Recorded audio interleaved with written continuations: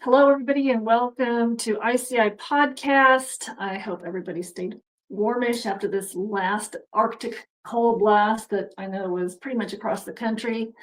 But thank you, Jesus, that warmer days are ahead of us.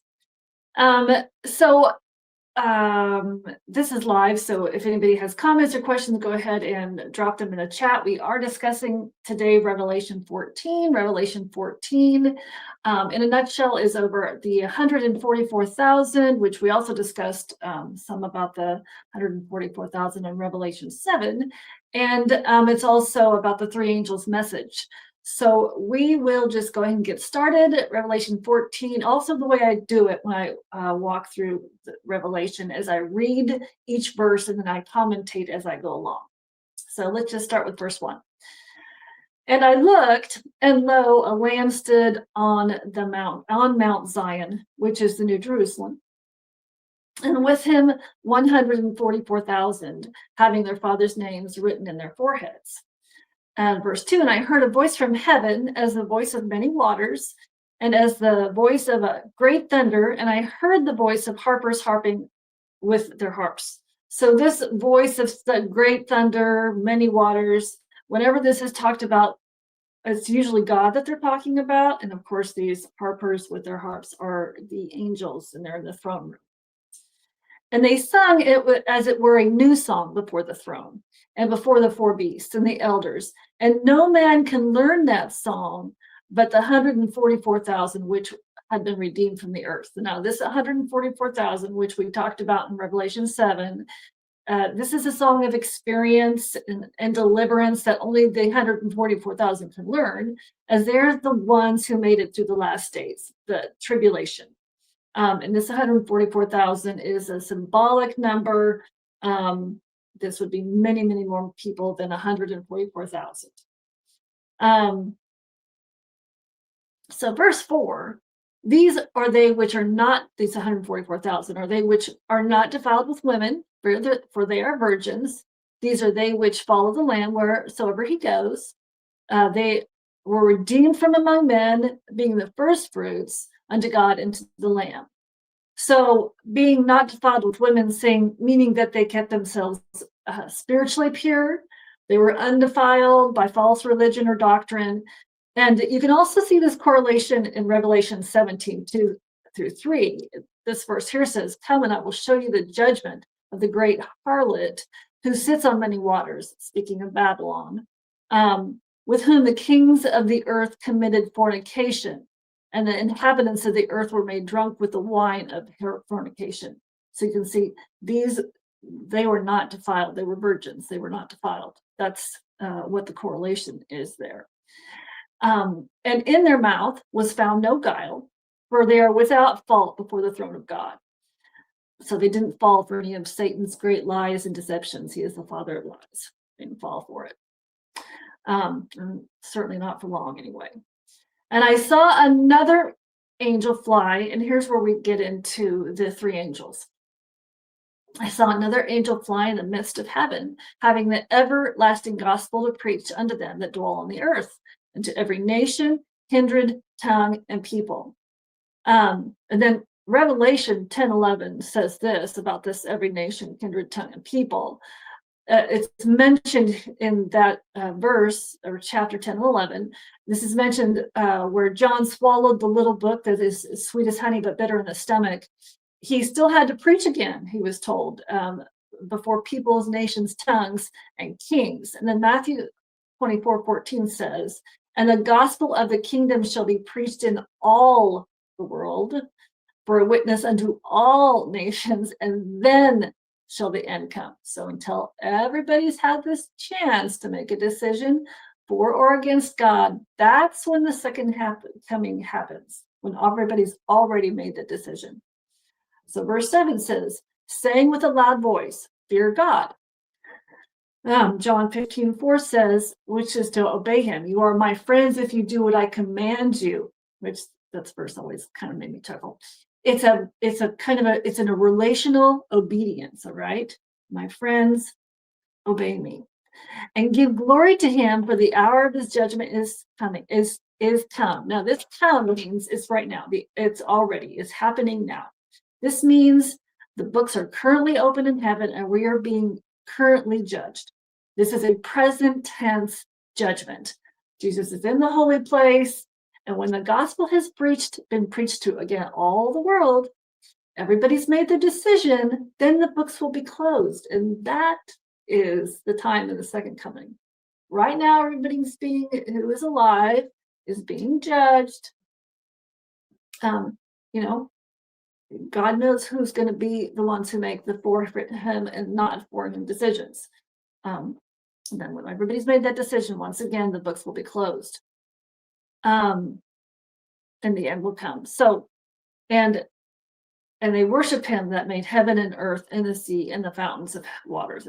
Verse 8. And there followed another angel saying, Babylon is fallen, that great city, because she made all nations drink of the wine of the wrath of her fornication. Babylon is this counterfeit trinity between the dragon, the sea beast, and the land beast. And they're all working together, which we'll be discussing a lot in the next few chapters. And the third angel followed them, saying with a loud voice, if any man worship the beast and his image and receive his mark in his forehead or in his hand, this is a symbolic mark, which we somewhat talked about in last chapter. In other words, this is symbolic. It's also probably literal, but the symbolic part meaning you have made the choice to serve the wrong master and you will be judged because of this wrong choice, okay? And again, it's probably going to be a literal mark as well. The same shall drink of the wine of the wrath of God, which is poured out without mixture into the cup of his indignation. And he shall be tormented with fire and brimstone in the presence of the holy angels and in the presence of the Lamb. And this next chapter, 15, is going to be about these vials that they're talking about, of God's wrath, the plagues that will be poured out on those who do not choose to fear God and to glorify him. Verse 11, and the smoke of their torment ascends up forever and ever, and they have no rest day or night, who worship the beast and his image, and whosoever receives the mark of his name. So this forever and forever, people believe that hellfire burns forever. It is not a forever burning. It is a permanence. It is once you're burned, it is a permanent state of loss. Okay, so they just don't receive the rest that the saints do. So there's an example of this, like in Jude 7. Even as Sodom and Gomorrah and the cities about them in like manner gave themselves over to fornication and going after strange flesh, and are set forth as an example, suffering the vengeance of eternal fire. Well, is Sodom and Gomorrah still burning? No, of course it isn't. It's just burned until there was nothing left. A permanent, eternal destruction of Sodom and Gomorrah and all the evil that was. So, verse 12, here's the patience of the saints. Here are they that keep the commandments of God and the faith of Jesus. So this particular phrase, is used several times in references to the seven churches. And these are the people who are overcomers in the face of persecution and false doctrine. And I heard a voice from heaven saying unto me, write, and this is John, unto me, write, blessed are the dead which die in the Lord from henceforth. Yea, saith the Spirit, that they may rest from their labors, and their works do follow them. God's people will be and are persecuted. We all know this. And some may be martyred in his name. God's people will, but we will have rest in death. And then, and rest, death for us is just but a moment. Then, we die, and the next thing we know, we're seeing Jesus when he comes again. And I looked, and behold, a white cloud, and upon the cloud one sat unto like the Son of Man, having on his head a golden crown of victory, and in his hand a sharp sickle. This is the second coming that we're talking about here, and it's referring to Jesus. One like the Son of Man is referring to Jesus. And another angel came out of the temple, crying with a loud voice to him that sat on the cloud, Thrust in your sickle and reap, for the time has come for you to reap, for the harvest of earth is ripe. And there's two harvests here that they're talking about. One for God's people, and the other harvest is for the people who are not his. So basically, this is a harvest of right now. The verse in Matthew, I think it is, where they separate the wheat and the tares. This is where this happens right here. They're being separated. And he that sat on the cloud thrust in his sickle on the earth, and the earth was reaped. And another angel came out of the temple, which is in heaven, also having a sharp sickle. And another angel came out from the altar, which had power over fire, and cried with a loud cry to him that had the sharp sickle, saying, Thrust in your sharp sickle, and gather the clusters of the vine of the earth, for the grapes are fully ripe. And the angel thrust in his sickle into the earth, and gathered the vine of the earth, and cast it into the great winepress of the wrath of God. So where the tares are being ripped out and cast, and having subjected to God's wrath here. And the winepress was trodden without the city, and blood came out of the winepress, even unto the horses' bridles by the space of 1,006 furlongs or stadia. Okay, so this would have to be symbolic, because blood up to the horses' bridles, what's that going to be? About 3 feet high. And then let's talk about the stadia here. What is a stadia or a furlong? So I did a search what a stadia or a furlong was, and this is what I came up with here. In regards to the 1,600 stadia or furlongs referenced in verse 20, 1,600 stadia is approximately 180 to 200 miles. As a stadion, which is an ancient Greek unit, is about 600 feet or 185 meters, making this distance roughly the length of Israel, often used in Revelation as symbolic of complete and divine judgment over a vast area.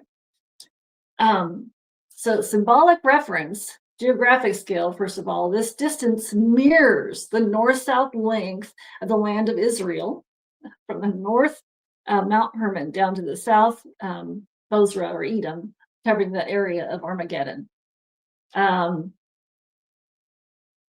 Significant that it's in the area of Israel. Okay. Babylon, that great city. Intensified judgment. So the number 1,600 or 40 squared symbolizes complete and intensified judgment, a common a theme in apocalyptic literature. So this wine that's been trodden down, showing the horses in there doing the trotting, and the blood up to the bridles. Horses' bridles, my gosh, that'd be more than 3 feet. I was thinking stirrups when I said that. That would be 5 feet minimum. So more blood than you could even imagine in the 1,600 furlongs. It's symbolic, but meaning complete and utter destruction of the evil. So which harvest do you want to be in? Do you want to be in this harvest of his wrath, of total destruction? That doesn't sound like any fun. Or do you want to see his face in the second coming and go up with him? I think I know exactly which harvest I intend on being in. So I will see you guys again. So that's the end of Revelation 14. Next week is Friday, will be Revelation 15 and possibly 16, because Revelation 15 is very short. It's about those vials that I talked about, of his plagues that are dumped on these evil people who have not made the choice for God. That's at the point where the judgment is closed, and they did not choose God. So we'll be talking about that next Friday around 11 o'clock live. You guys have a great weekend, and if you guys are football fans, go Seahawks, and I will see you next Friday.